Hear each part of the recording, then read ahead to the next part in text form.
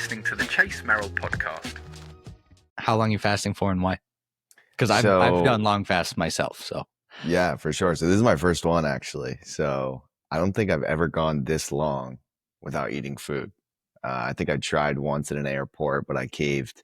But I really just have been having crazy cravings recently, and I just want to confront them and feel what real hunger's like. So there's no real plan when to break it. Probably tomorrow around noon.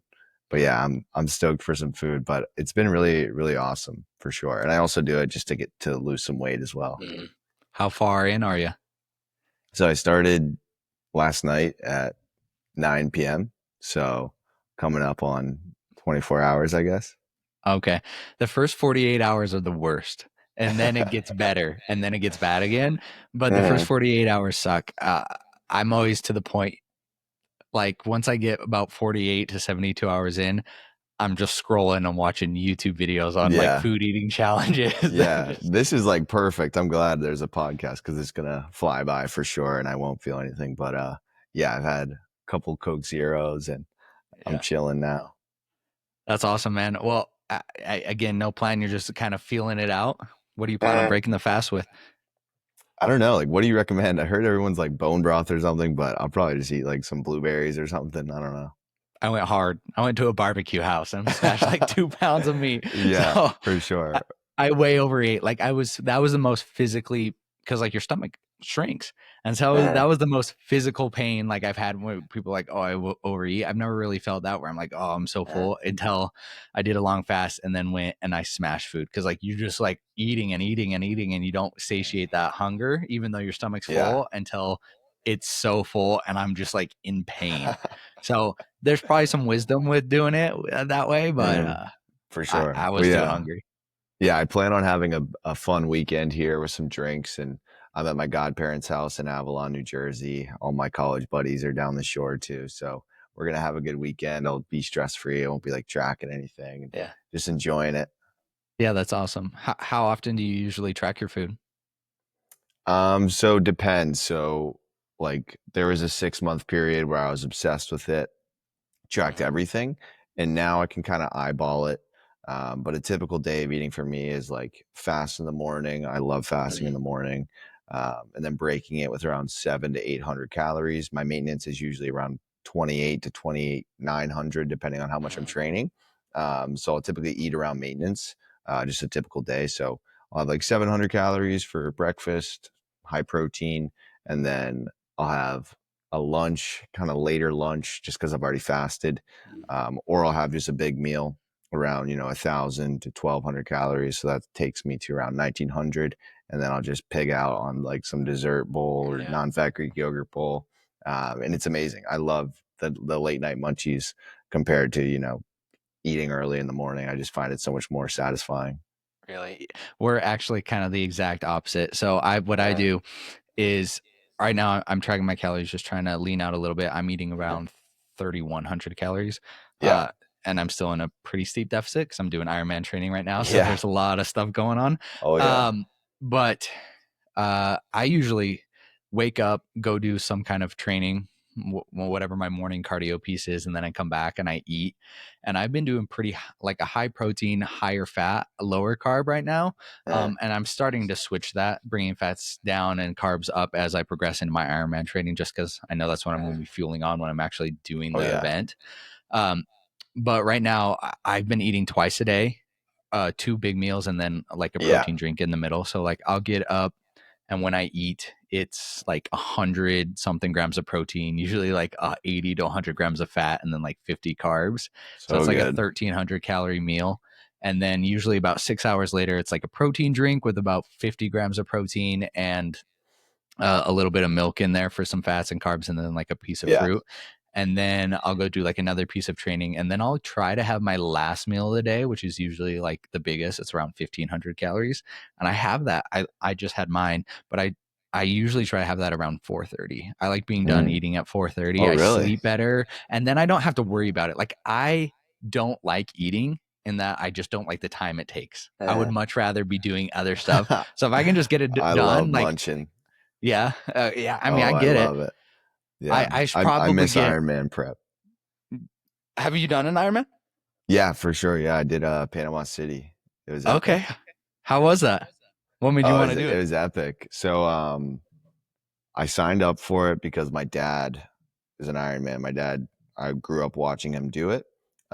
So after college lacrosse was over, Mm, I had a void to fill. So this was about a year ago today, honestly. Like I signed up, and it was in November, and I bought a little bike. It was like $1,000, mm. um, and had a coach. It was amazing. Trained for like pretty seriously, like 5 months, and crushed it. Honestly, like my coach had me dialed in.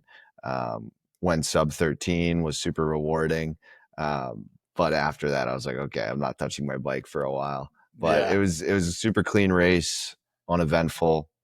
Uh, got it done. But yeah, it was amazing.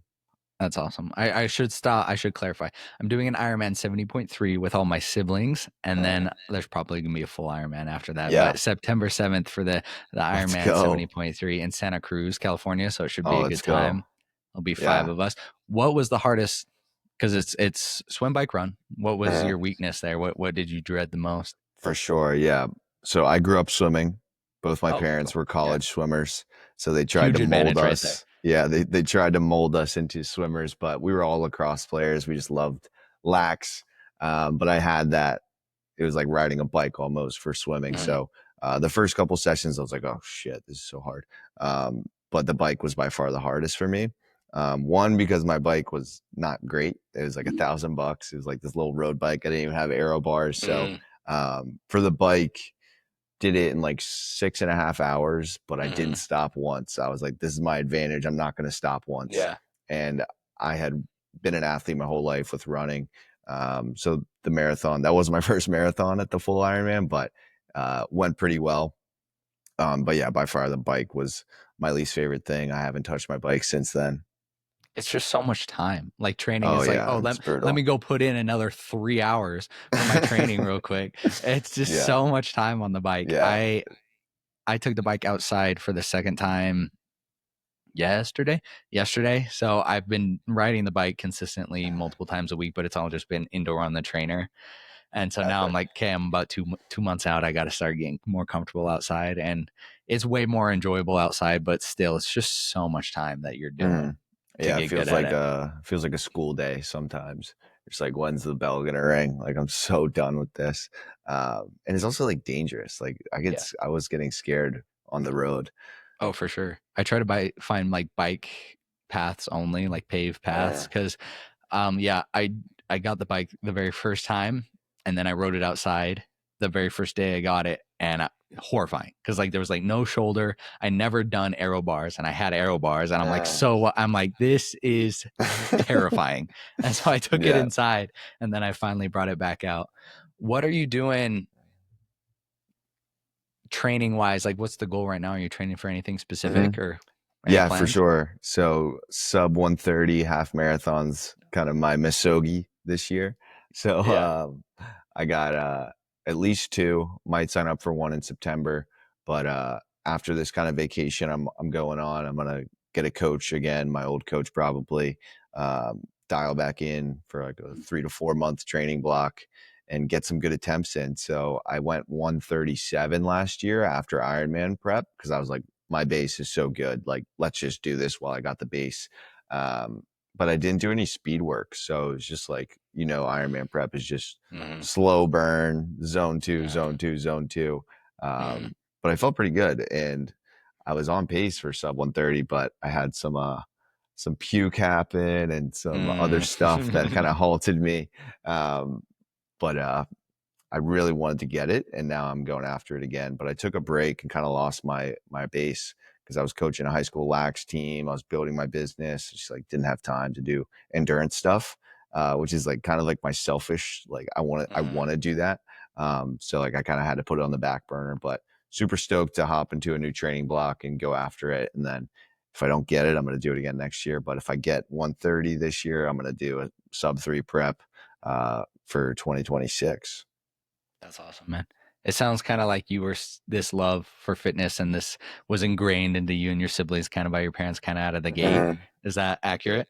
For sure, yeah, definitely played every sport possible growing up. They were super in shape. So it was kind of just like taken by example. Like we were just traveling like to go watch my dad do triathlons as a kid. And like I'm realizing that's not like normal. Mhm. But it's like, okay, dad works out. I got to work out. But yeah, I really just love going after something that seems hard to do. Like it's just like not realistic, like sub 130 marathon, Ironman, Division 1 lacrosse. Like a lot of people told me it was just like not going to happen, but it's like I did it. So it Yeah. feels pretty good. Yeah, absolutely. There's something, I think that's something that why physical fitness is so valuable outside of just the element of physical fitness and sport, because Uh-huh. it teaches you that mental toughness, that grit is a learned trait.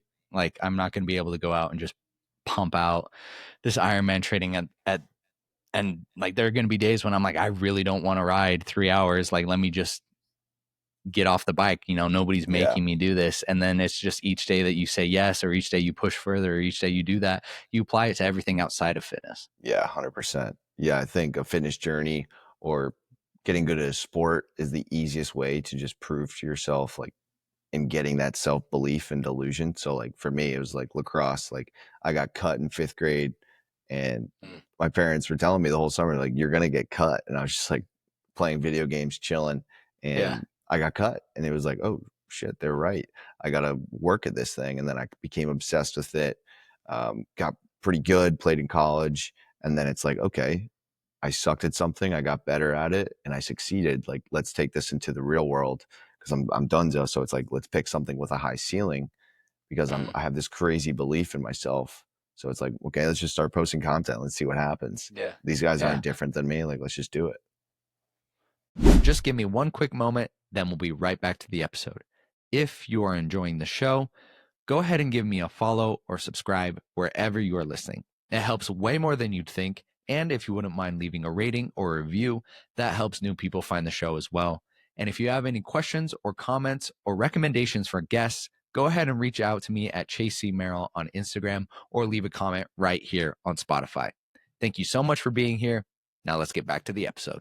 With lacrosse, it's not a common one. At least it's growing. It's good. I didn't have it in my high school as an option. I Yeah. came kind of Southern Illinois. We didn't Yeah. have all the wild sports. Kind of a smaller school.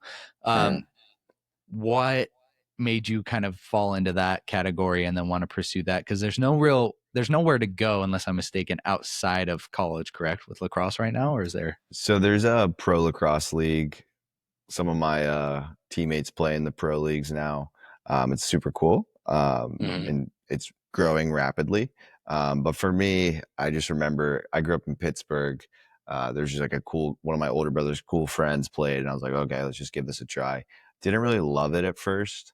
Was like, oh, I'm going to the NBA or playing in the NFL. Mhm. But slowly realized that 5'10" white guy, 170 pounds, like probably not the move for Yeah. me. But I just became obsessed with it around like 13, 14 years old because I was like, oh, this is like something I can actually be good at. I Mhm. see a lot of people, doing this. So for me, I just became obsessed with everything about it. Like I could name any lacrosse player ever, like the history, how to string a Mhm. stick, everything. Like I'm a total lax rat.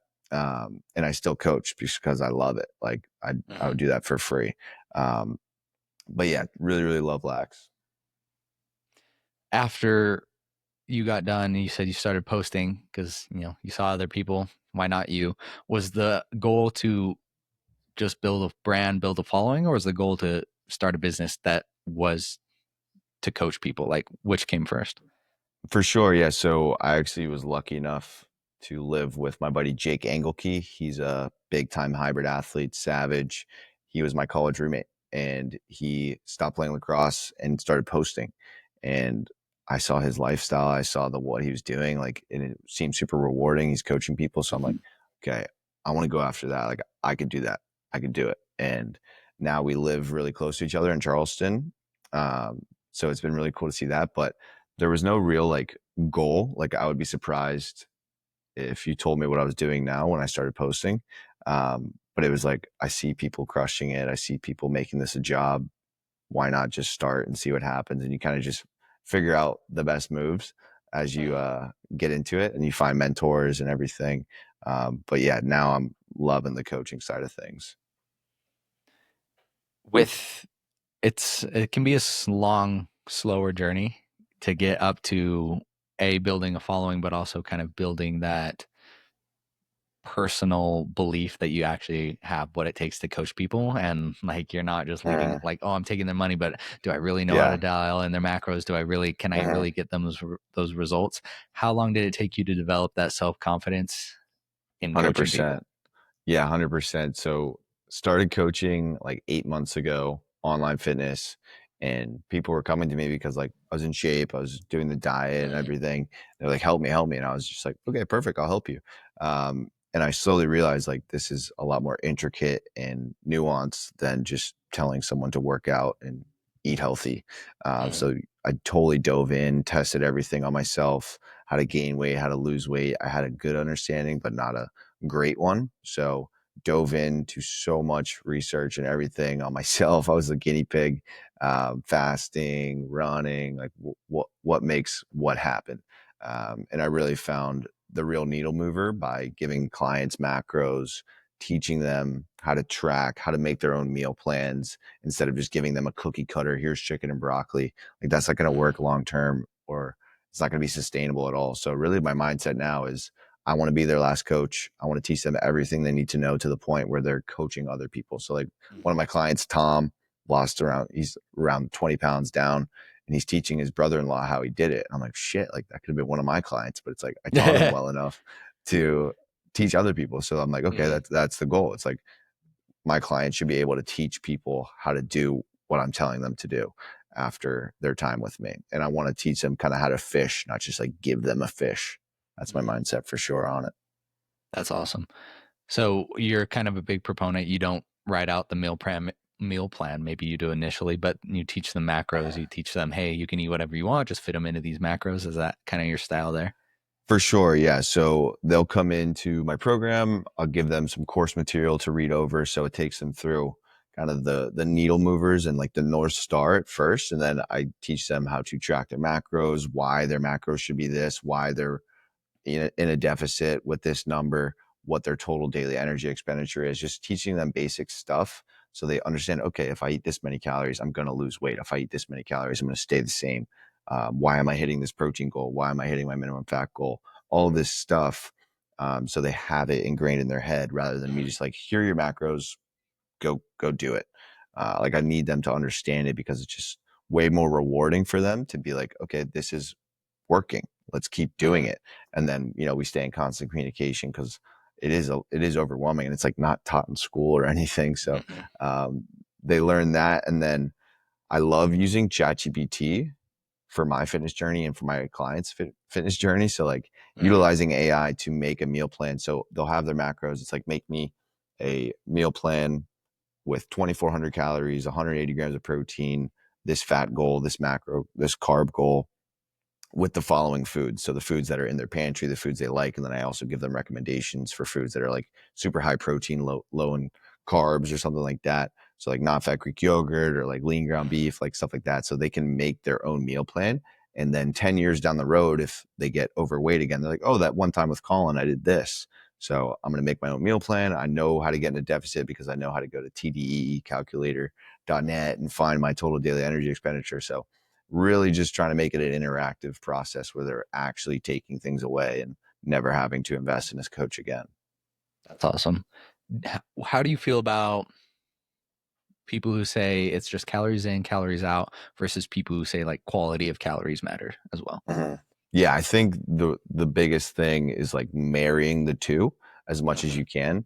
For me, I really do think calories in, calories out is like the top line, but there's nuance to it. So if I have some Oreos in my pantry, I'm going to overeat on those every day of the week because I just can't control myself around them. It's like a trigger food. Like growing up, I used to munch Oreos all the time.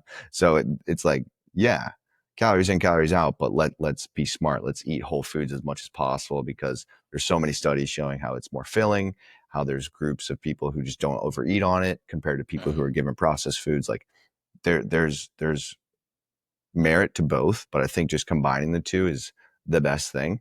But also, like, nothing stopping my clients from getting an ice cream cone or going out to drink a beer or having some pizza, after that initial lock-in phase where they lose, 20 pounds, and, they're 170 now. They go on vacation, they eat some ice cream and eat pizza, and they gain 4 pounds. They know exactly what to do to get back to their goal. So it's like they're always within striking distance after that initial lock-in phase. But yeah, I definitely think marrying like mostly whole foods with tracking your calories and understanding the amount of food you're eating is the goal for me. Do you ever, you said there's like a lock-in phase where they're tracking. Do you ever let them or recommend that they go out during that? And how can they track, or do they track when they do that?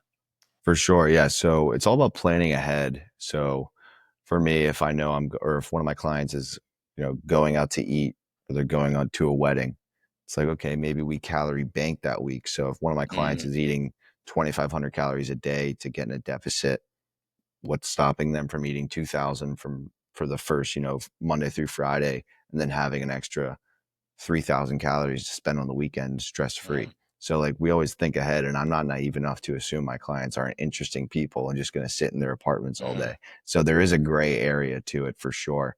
And just realizing, like you're not going to lose 3 months of momentum in a weekend or even like 4 days of a vacation. But a lot of my clients who make really good progress, like if they're down like 15 pounds, they just won't Yeah.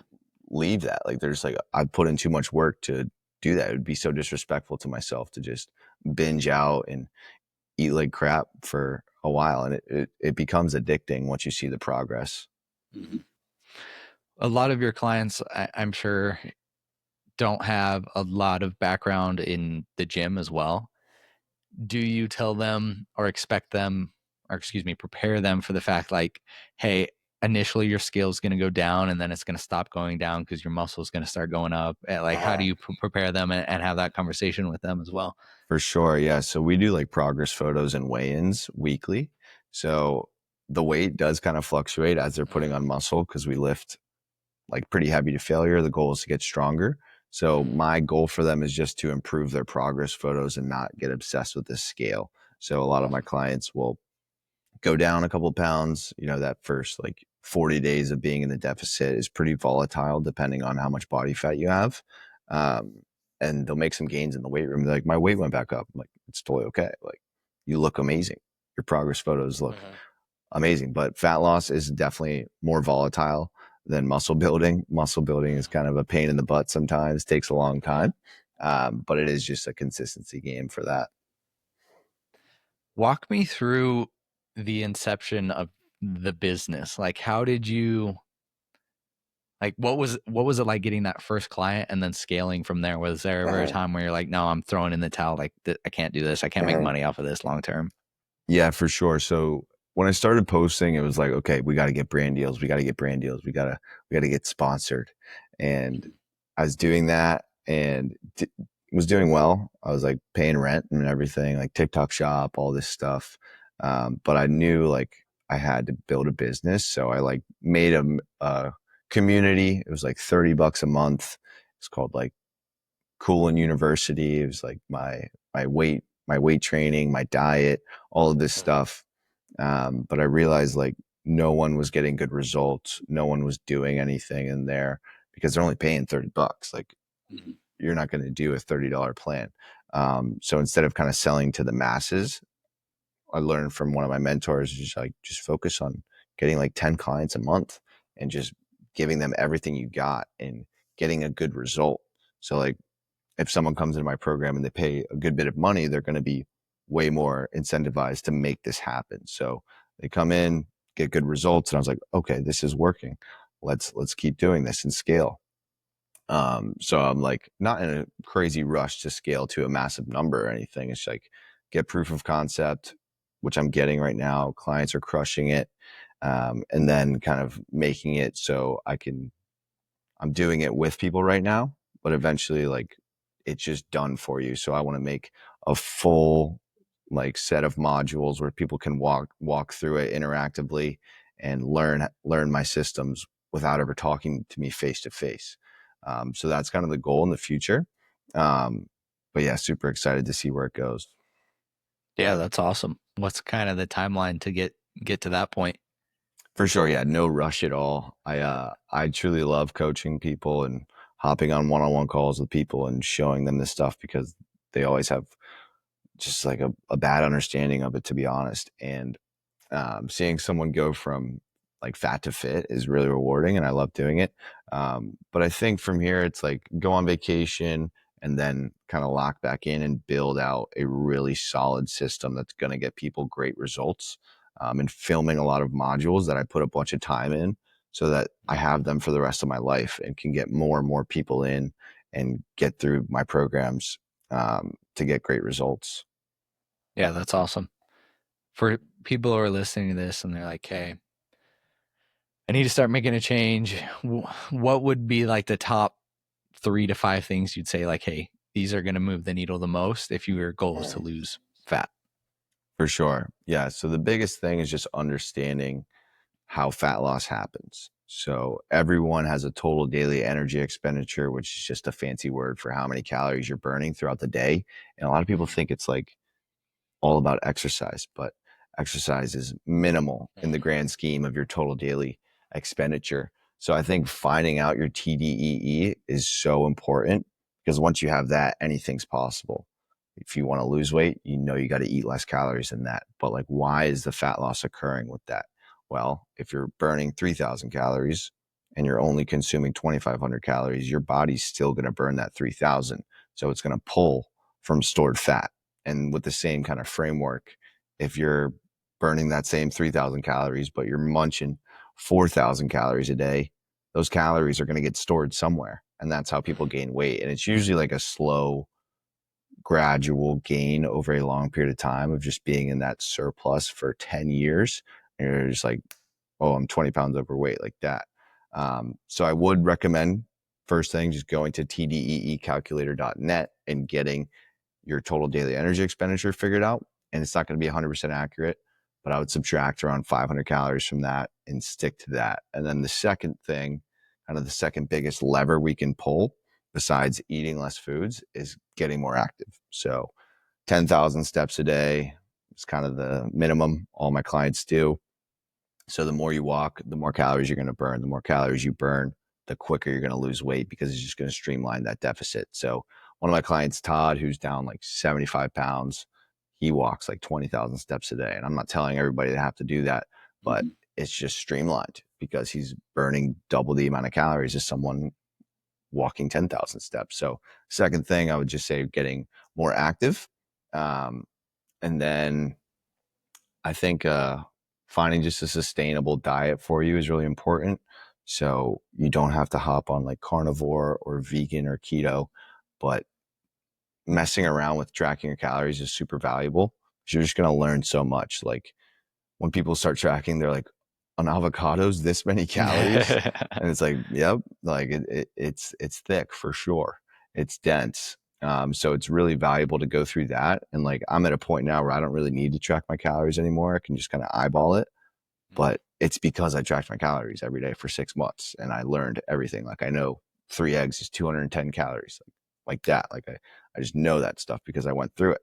So I think just figuring out your total daily energy expenditure, walking more, and tracking your calories for like a month, you're going to be light years ahead of most people.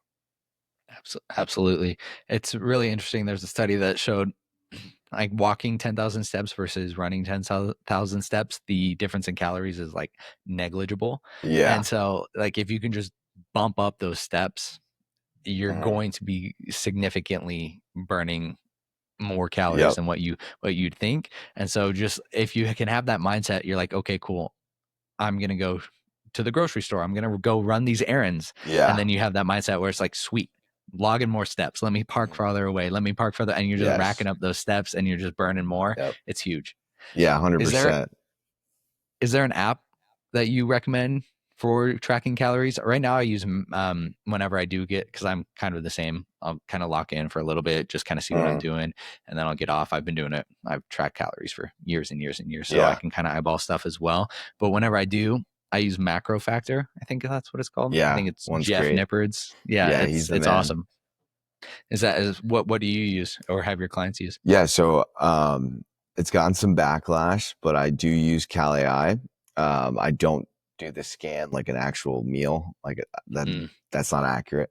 But mm, they have a feature where you can scan barcodes and scan food labels, and it's the mm, best. It's so easy. It's so efficient. I give all my clients a 20-minute presentation of me showing you how to use it, how to use a food scale, everything like that. But it's as simple as like, okay, here's a food label of ground beef, just scanning the food label or the barcode. And it's like, boom, 1 serving. If I'm eating 2 servings, just type in 2 servings, and then you can save foods. So like I barely scan anything anymore. It's just like these foods are saved into my app. And then mm. it's connected to ChatGPT. So you can describe a meal you ate. Maybe you're out to dinner. Like I just voice note it. It's like, hey, I had a serving of pasta with a chicken parm, overestimate the calories for me, and then it just does it for you. So really awesome for that, because it needs to be an efficient and Mhm. repeatable process to enjoy it. For But yeah, sure. I love it. Yeah, I Macro Factor has pretty much all the same features. I mean, I imagine they all do, but it's so nice. Like being able to scan a barcode and just getting that, and then adjusting So the grams nice. of the serving, so easy. Yeah. Macro Factor has the AI feature as well. I used it. I would love to use it. Yeah, that's what I've just thought of that. I'm going to track my meal and then take a picture of it and see kind of Yeah. how it. I've never done that before, but I have Mhm. used it when I gone out to eat. And I'm like, that doesn't seem super No. accurate right Yeah. there. It's not. And like Cal AI is open about it. They post all the time. It's like, yeah, this isn't accurate, but it's better than nothing, I guess. Yeah. Um, But I typically like to overestimate when I eat out and I'm tracking if I'm like going to like a photo shoot or something, like I want to get lean. I'll typically overestimate. Um, but yeah, maybe in the future, snapping a photo will be a Yeah. thing. But for That'd be now, it's sweet. like just scanning barcodes and food labels is still Yeah. amazing. Is Cal AI free or do they have a monthly? I think It's Macro Factor is yeah, like 15 or something like that. yeah, it's I think it's like $3 a month or something. Oh, nice. That's huge. Yeah, I mean, having if I the book Atomic Habits, I talk about it all the time. It's one of my favorite books. But it Goaded. talks about like the ability to remove steps from the process of creating new habits is like the most Uh-huh. important. Like the easier you can make it, the more likely you are to repeat it and thus make it a Uh-huh. habit.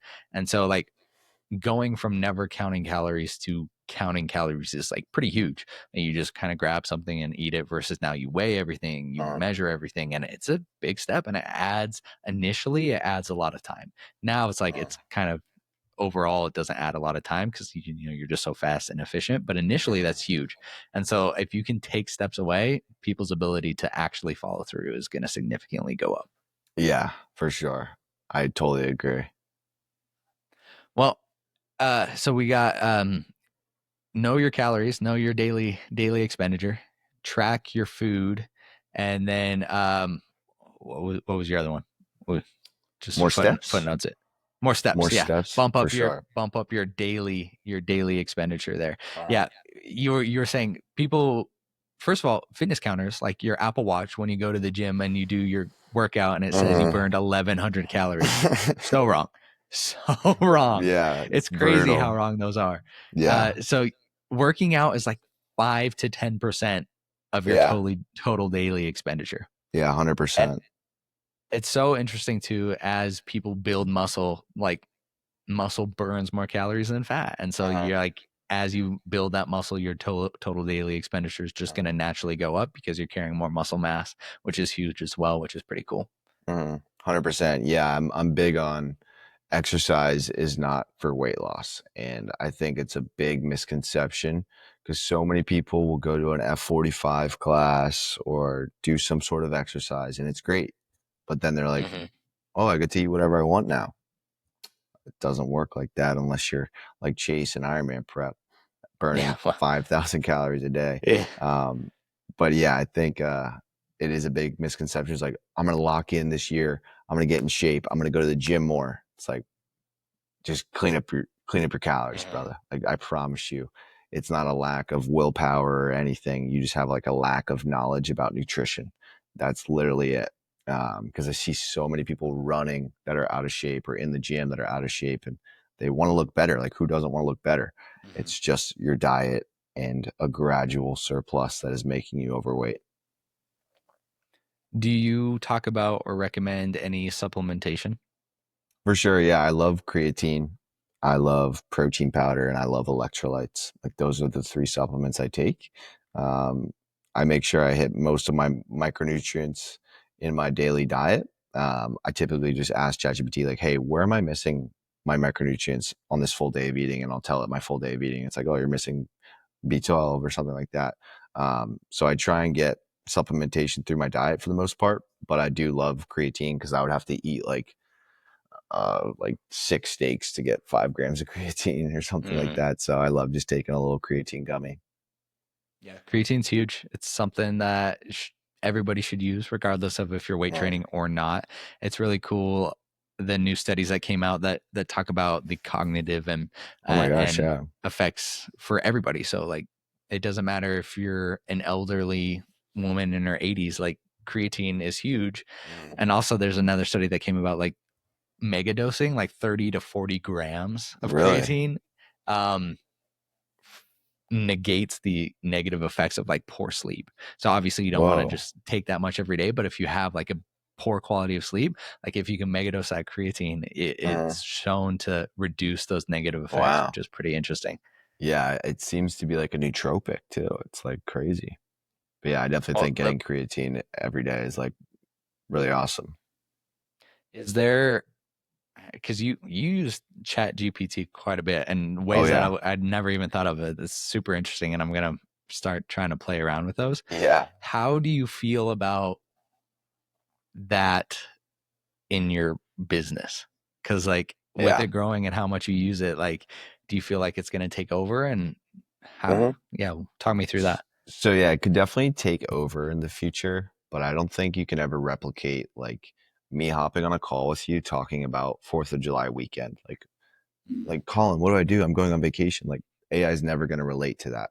So I think for me, it's like AI is awesome. Let's use it for our fitness journey. So like all of my clients, there's like a full module on how to use ChatGPT to make a meal plan and how to use it for your fitness journey. So like there's nothing stopping my clients from asking ChatGPT, like, "Hey, make me a meal plan with this. I'm out of eggs. I'm out of this. Like, I gotta figure it out today. It's a weird week. I'm out of this food." So it's super amazing. And like some days I'll just be like, calculate my macros for my full day of eating. I was on a road trip. It's like I had 2 Barabels. I had a hash brown from Wawa. Like, you just tell it everything and it calculates them. And it's like a rough estimate probably, but I think being a coach that like tells my clients to use AI is going to be beneficial. And like part of me wants to even like brand it like that, like AI fitness coach, like something Mm. like that. But I don't think that's going to work. But I think just using it on a fitness journey is super important. I was listening to the founder of Replit today. Replit is a site where you can literally just talk or type in whatever you'd like and it'll code a website or an app for you. It's pretty crazy.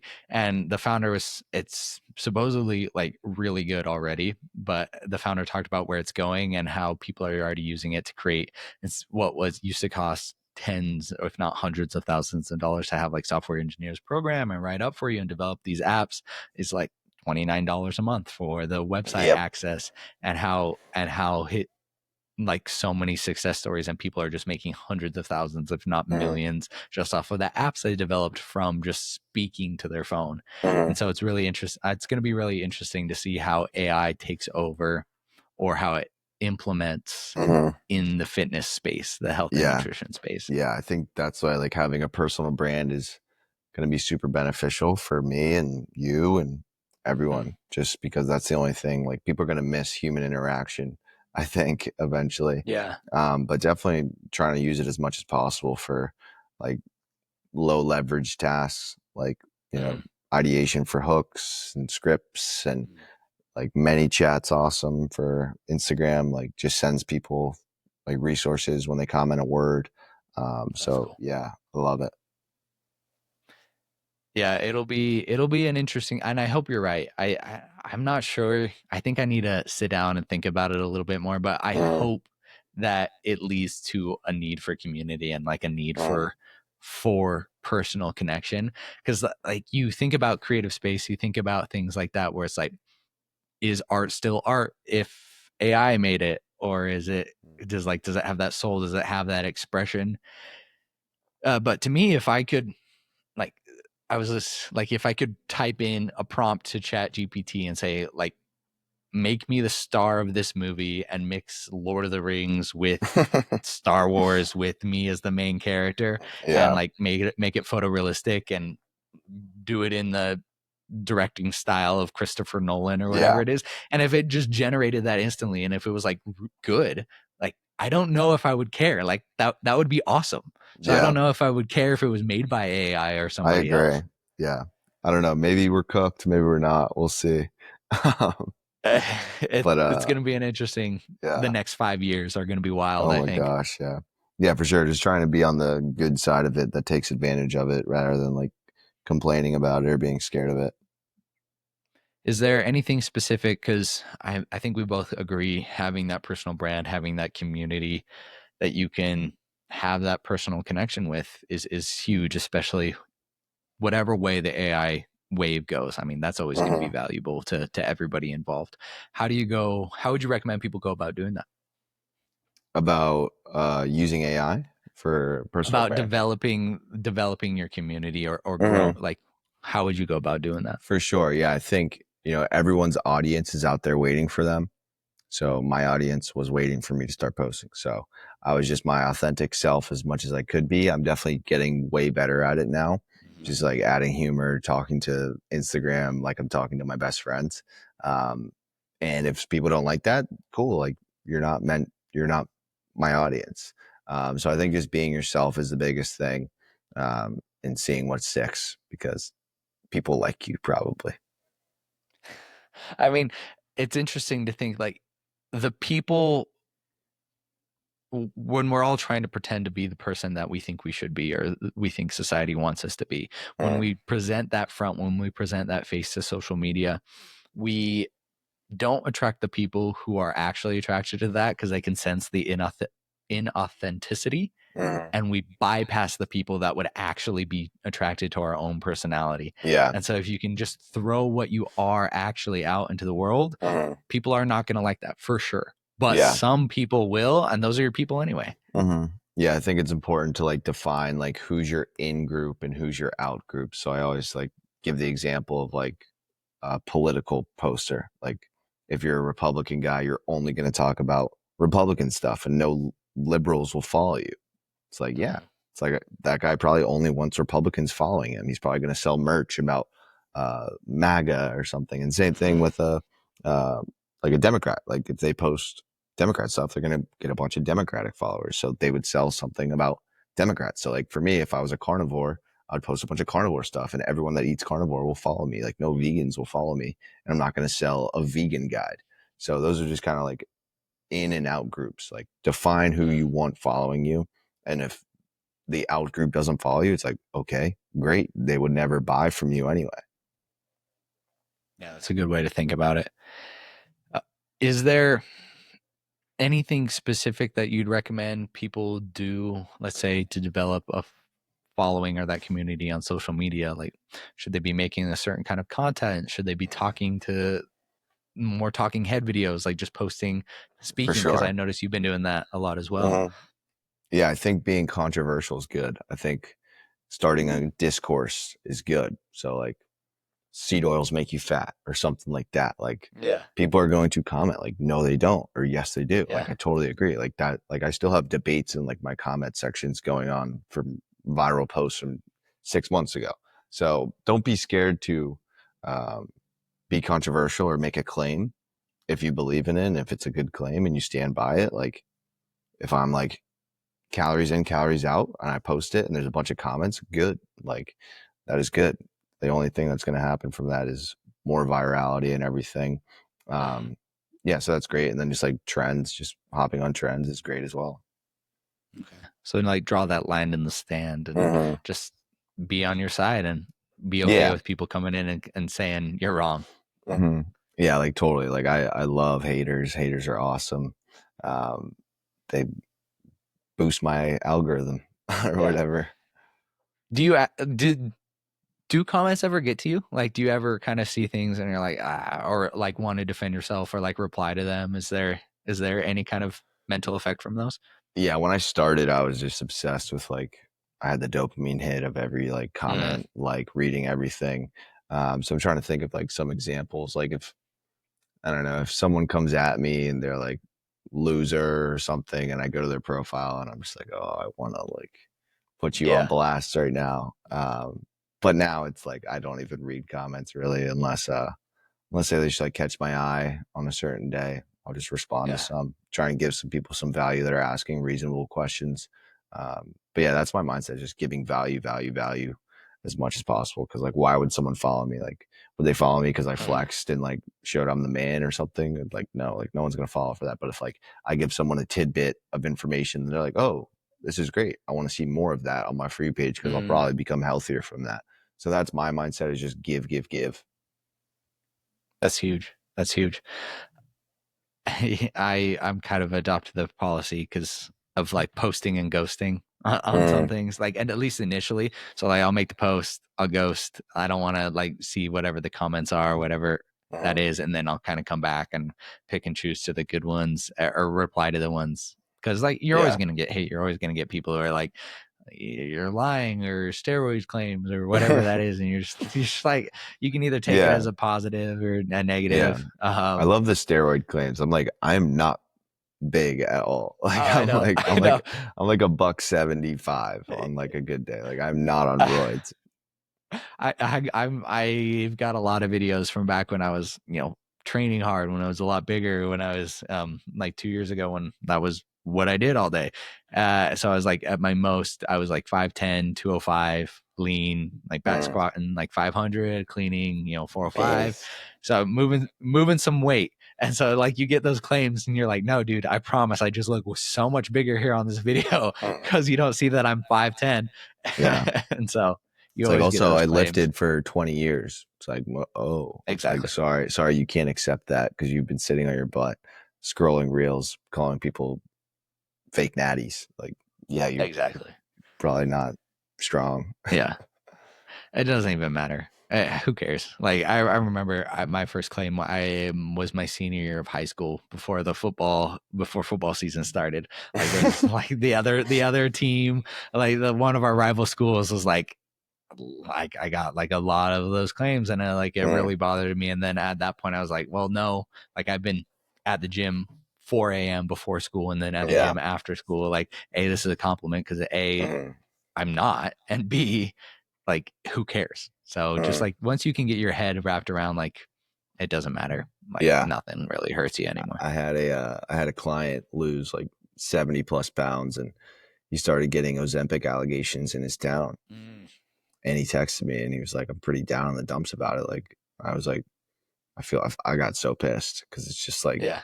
people would just tear people down. But like when he started his weight loss journey, people were like, oh, yeah, go.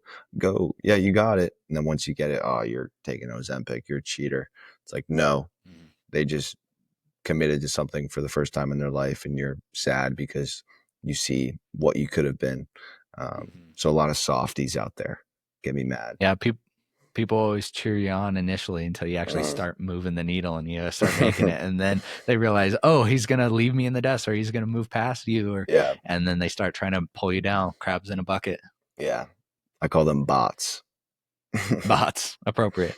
Well, man, I appreciate you taking the time to get on here. Hopefully we kill a little bit of time in your fast to bring it Bro, back into yeah. your mind. Oh, I'm definitely hungry. I'll probably go on a walk on the beach or something. But yeah, Chase, this is awesome. I really appreciate you having me on. Crushing it. Yeah, absolutely. Well, dude, I got a tradition on this podcast where I ask the guest if they were in my position, if they had a podcast, if they were hosting something like this, who would be the person that they would most want to speak to? And then if I ever do get them on, I'll be sure to let them know that they're here because of your recommendation. Mm. Well, if I could talk to someone, it'd be Jesus, but can't talk to That's not him. the first time I've got that. Yeah. So if I could talk to one person and make it like realistic, um, I'd love to talk to Jesse Itzler. He's a legend. Jesse Itzler. Who is that? I'm not.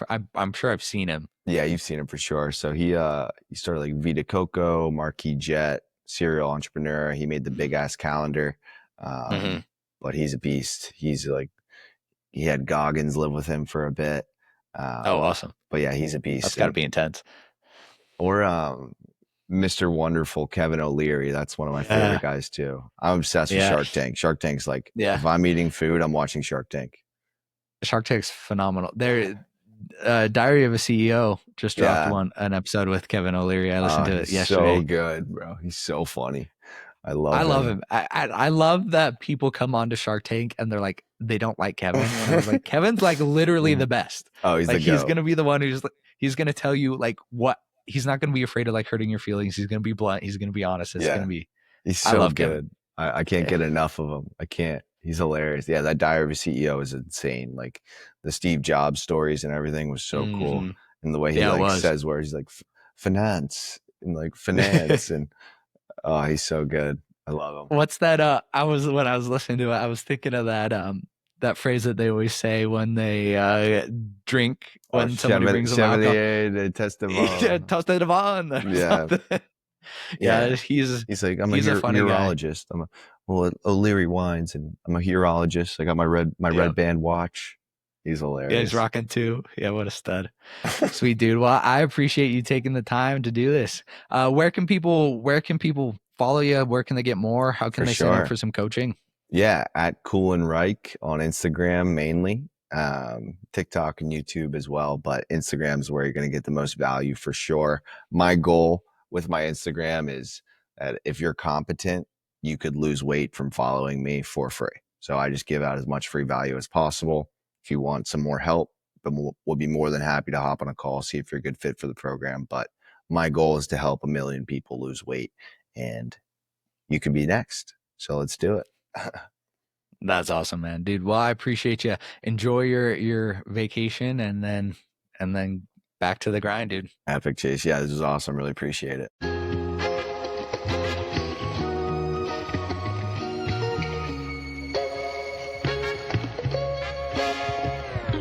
Thank you for listening to the Chase Merrill podcast.